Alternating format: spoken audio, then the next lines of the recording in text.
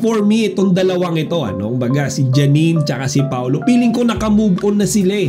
Diba? Siguro ngayon hindi sila nakakapag-usap, which again, normal lang yan mga chika.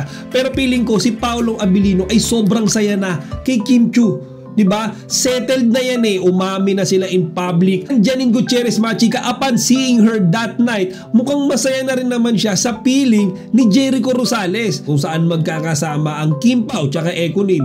Sana wag na natin masyadong palakihin or gawing big deal kung silang dalawa man ay nag-iiwasan, lalo na si Paolo tsaka si Janine.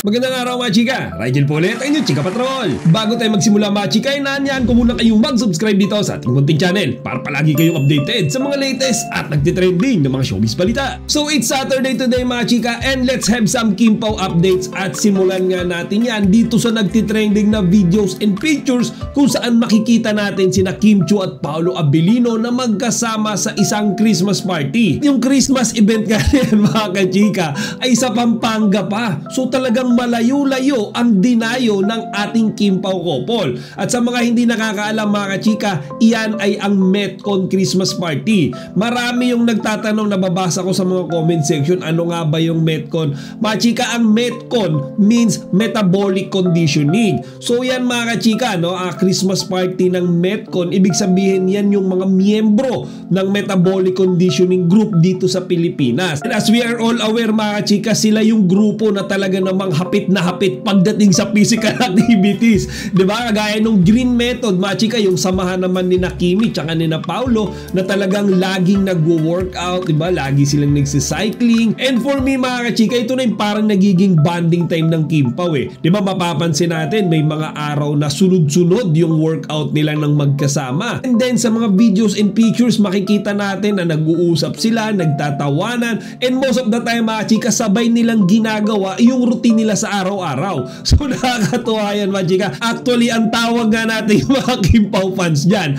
ay workout date. Diba? Umaga, after nila mag-workout, after nila mag-gym, mag-cycling, diretso coffee or diretso kain sila. So mga chika, dyan nga sa Christmas party na yan, makikita natin si Kimi tsaka si Paolo na magkatabi. Diba? Nag-uusap sila. Si Paolo nandun sa likodan ni Kimi. Actually, meron ding isang larawan dyan na pinagtitripan din ng mga Kim Pao fans. Kinakausap ni Paolo si Kimi, tapos sabi nila, sabi ng mga fans, yan daw yung time na tinatanong na ni Paolo si Kimi kung anong oras niya siya ihahatid, di ba? Yung parang sabi daw dyan ni Paolo Kim or babe or di ba palangga, anong oras kita ihahatid, anong oras tayo aalis, anong oras tayo uuwi. It's just unfortunate mga kachika na talagang limited lang yung mga pictures na nakita natin dyan, pero okay lang yan basta alam natin na magkasama dyan ang Kim Pao, alam natin na nag-uusap sila, magkatabi sila sa table, okay na yun mga chika. Actually meron din silang group picture dyan mga chika kung saan makikita rin natin na kasama ng Kim Pao yung kanilang mga workout buddies, yung Green Method niya. And then nandyan din mga chika si Drew Arellano tsaka yung anak niya. So feeling ko mga chika talagang medyo malaki etong samahan nila sa Metcon. Hindi na ako nagulat na talagang in-invite nila ang Kim Pao dyan kasi we are all aware na sobrang physically active din ang dalawa mga kachika. Actually just 2 days ago mga kachika, diba doon sa ginawa kong content, meron tayong videos and pictures na magkasama nag-workout ang Kim Pao. Guusap sila doon mga kachika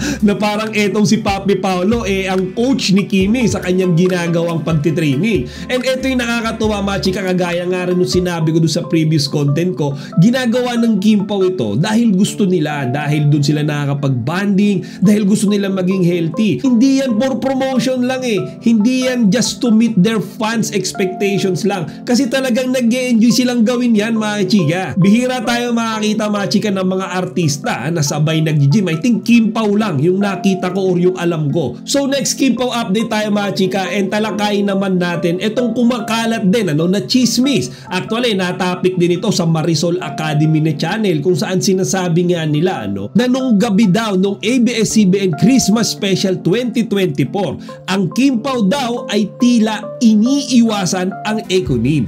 Lalo na daw mga chika si Paolo Abilino na tila ayaw daw mga chika mapalapit sa tabi ni Janine Gutierrez. Dagdag pa mga chika ng Marisol Academy, mayroon daw isang tagpo doon nung kumakanta na sila nung Christmas jingle nila. Ngayon present daw doon ang Ekonin ay nandun din si Kim Chiu. Baga bandang gitna daw sila nakapwesto. Pero bigla daw nawala si Paolo Abilino. So parang senyalis nga daw ito mga chika na talagang si Paolo ay medyo awkward kay Janine Gutierrez.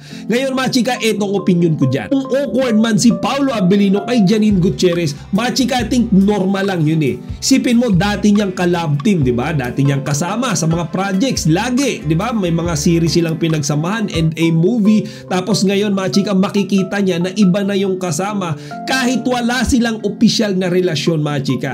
Normal lang na ma-awkward ka dyan eh. Kahit naman siguro sinong love team mga chika, talagang medyo magkakailangan yan. Diba? Kahit hindi Kim Pao yan, kahit hindi Ekonin yan, kumbaga makikita mo yung girl na na taon mong nakasama palagi sa mga projects, sa lahat ng ginagawa nyo mga activities or shows. Diba? Taon mong kasama. And then suddenly, ibang lalaki na yung makikita mo kasama or ipiner sa kanya. I'll cite one example mga chika.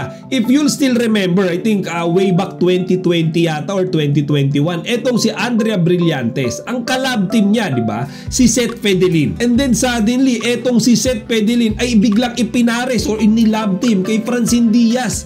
Kaya nga mga chika, di ba napabalita na nagkaroon din ng awkwardness between Andrea and Francine dahil nga dyan mga chika sa palitan ng love team na yan. Kaya mga chika, yung nangyari nga sa Kim Pao tsaka sa Ekonin, tinatanggap ko naman, talagang napansin ko rin personally na medyo nagkakaiwasan sila. Pero mga chika, yan yung bagay na hindi na dapat natin pinalalaki. Diba? Wag natin pagsabungin, kagaya ng mga sinasabi ko palagi, each love team has their own set of originalities. Hindi mo pwedeng ikumpara mga chika ang Kim Pao sa Ekonin, ang Ekonin sa Kim Pao. Kasi mga chika, kanya-kanya sila ng mga edge. Kanya-kanya sila ng itsura tsaka talento. And most of all, nasa iisang bubong lang sila mga chika.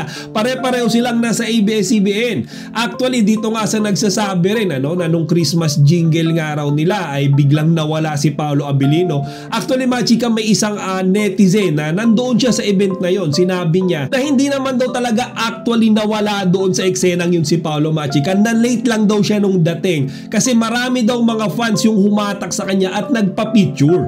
So yun pala yung reason, di ba? Sabi nila, bakit daw yung Ekonin nandun, si Kim Chiu nandun, si Paolo wala. Mga chika, nung nagkataon lang pala na late lang si Paolo. And lastly mga chika, for me itong dalawang ito, baga si Janine tsaka si Paolo, feeling ko naka-move on na sila eh.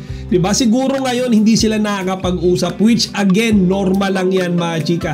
Pero feeling ko si Paolo Abilino ay sobrang saya na kay Kim Chiu. Diba? Settled na yan eh. Umami na sila in public. Alam ng lahat yan. Ibinuking na yan ng kanilang mga close friends. Kumbaga mga chika, nakahinang na ang Kim Pao. Janine Gutierrez mga chika, upon seeing her that night, mukhang masaya na rin naman siya sa piling ni Jericho Rosales. Diba? Kumbaga, medyo matagal-tagal na rin silang nagkakasama ngayon sa series nila. Diba? Na Lavender Fields. Makikita natin na mukhang okay naman silang dalawa ngayon. Hindi lang natin masabi mga chika kung talagang mayroon na silang official na relasyon kasi 'di ba ang huling balita ay parang nasa ligawan period sila, and hindi rin natin masabi kung yun ba ay for promotion lang or tinotoonan nila. Kaya mga chika, kung may mga event ulit na darating kung saan magkakasama ang Kim Pao tsaka Ekonin, sana wag na natin masyadong palakihin or gawing big deal kung silang dalawa man ay nag-iiwasan, lalo na si Paolo tsaka si Janine, kasi nga again this is very normal. Para sa akin, in their own time mga chika, darating at darating din yung time na yan si Paolo Abilino at si Janine Gutierrez ay mag-uusap na rin ulit.